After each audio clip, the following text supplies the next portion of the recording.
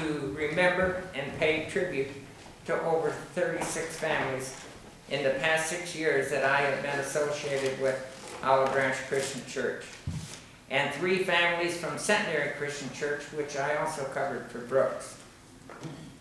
The families from Centenary Christian Church, her daughter is sitting over there, is Alice May, Cleo Starr, and Smith. I've forgotten one of the names. Time flies. But today we're remembering, if you look around in the church, we've lost a lot of people.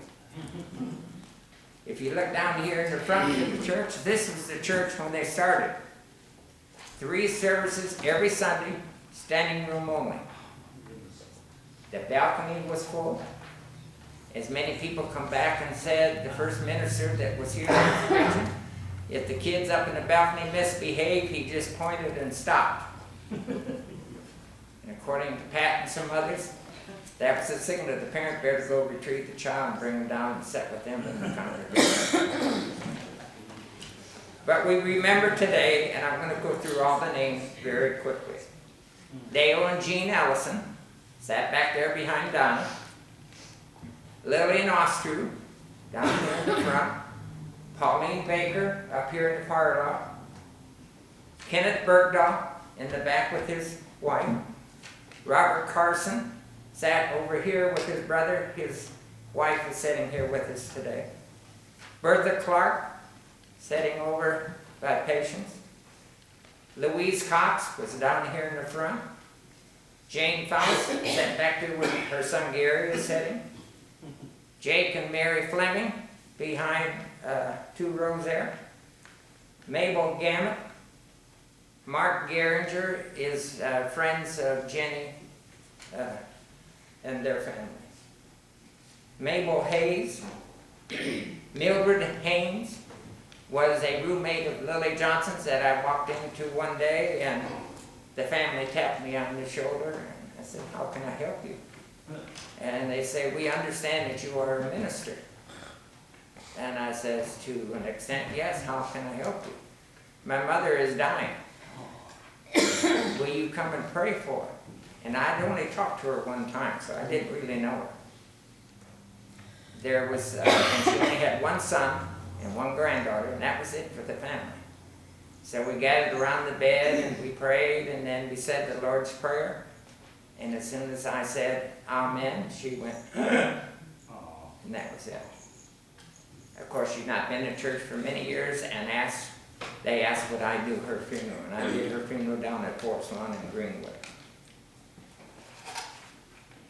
Anna Hoffmeister, in the back row, that is Tiffany Strange, if some of you remember her with the little boys, sat in the back. Lily Johnson sat up here up front.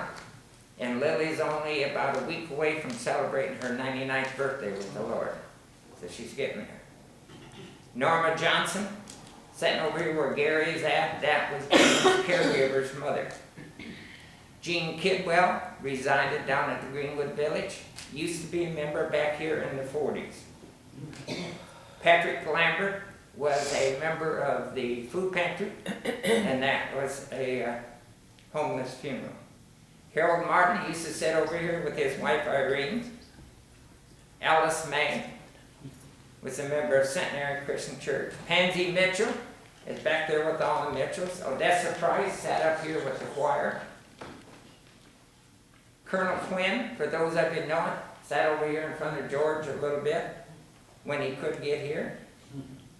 Ed, or George Scott, Lois Scott, and Helen Scott, which was the matriarch of their family, all sat back there in the 2nd row.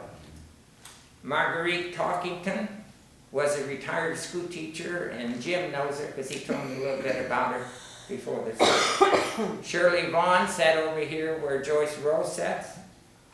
Darlene Weekly, Bob Weekly, Daryl, and Mabel are all family members of Rosie. And there's some other ones that I kind of tacked up.